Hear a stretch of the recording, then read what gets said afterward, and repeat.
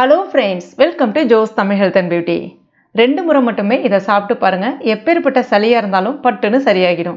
குறிப்பாக சில பேருக்கு அந்த கிளைமேட் சேஞ்ச் ஆகும்போது மூச்சிறப்பு அதிகமாக இருக்கும், இல்லைன்னா ஆஸ்துமா சளி தொந்தரவு ஜாஸ்தியாக இருக்கும், மூக்கு எந்நேரமும் ஒழுவிட்டே இருக்கும், இல்லைன்னா தலைவலி அதிகமாக இருக்கும், முக்கியமாக பார்த்திங்கன்னா நெஞ்சு சளி அதிகமாக இருக்கும் சில பேருக்கு. இந்த மாதிரியான பிரச்சனைகளை எல்லாத்தையுமே இது சரி செய்திடும்.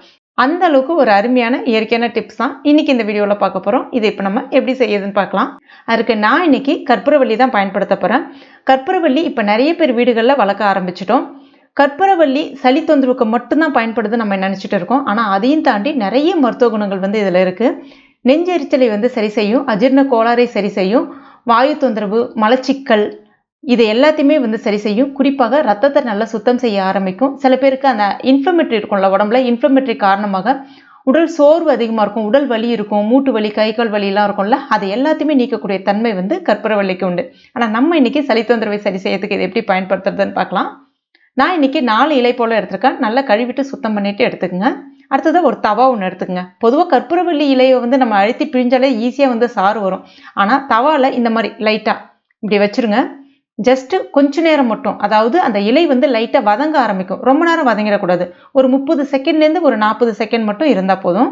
இப்படி இந்த பக்கமும் அந்த பக்கமும் அந்த மாதிரி திருப்பி திருப்பி மட்டும் போட்டுக்குங்க. ஜஸ்ட் லைட்டாக வதங்க ஆரம்பிக்கணும்.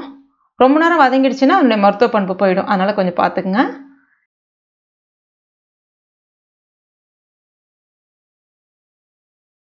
இப்போ நல்லா அழுத்தி பிழிஞ்சிங்கன்னா சூப்பராக சாறு வெளிப்பட ஆரம்பிக்கும். இந்த மெத்தடில் நீங்கள் குழந்தைங்களுக்கு கூட கொடுக்கலாம். அதுக்காக தான் இதை நம்ம லைட்டாக சூடுபடுத்துகிறோம்.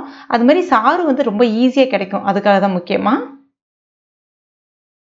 இப்போ கூடவே 2 கல்லுப்பு, டேபிள் சால்ட் பயன்படுத்தாதீங்க. அதாவது தூள் உப்புன்னு சொல்லக்கூடிய அந்த பவுடர் உப்பு பயன்படுத்தாமல் கல்லுப்பு பயன்படுத்துங்க.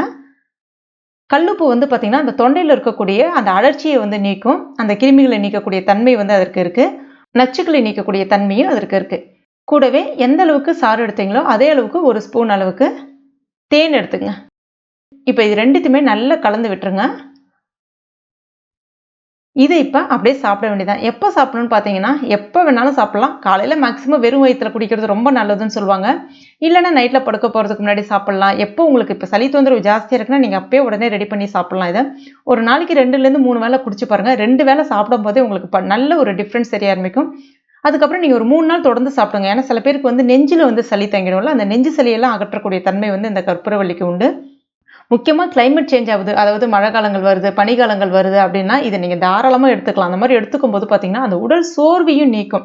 சில பேருக்கு பார்த்தீங்கன்னா அந்த மழை காலங்கள்லாம் அந்த பனிக்காலங்கள்லாம் வரும்போது பார்த்தீங்கன்னா அந்த ரத்த ஓட்டம் உடம்புல சீராக இருக்காது. கொஞ்சம் வயசானவங்களாம் இருக்காங்க அப்படின்னா ரத்த ஓட்டம் உடம்புல சீராக இருக்காது. இந்த மாதிரி சாப்பிடும்போது பார்த்தீங்கன்னா அந்த ரத்த ஓட்டத்தை சீர் பண்ணும்.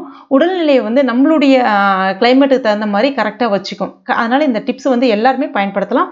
ரொம்ப நல்லதுங்க. இது கண்டிப்பாக ட்ரை பண்ணி பாருங்கள். அந்த அஜீரண கோளாறு எல்லாத்தையுமே சரி செய்யும். சளியை முழுமையாக கரைத்து வெளியேற்றிடும். நீங்க 2 நாள் தொடர்ந்து சாப்பிட்டு பாருங்க. 2 வேளைன்னு சொல்லிட்டு 2 நாள் தொடர்ந்து சாப்பிட்டு பாருங்க. அவ்வளோ ஒரு பர்ஃபெக்டான ரிசல்ட் கொடுக்கும்.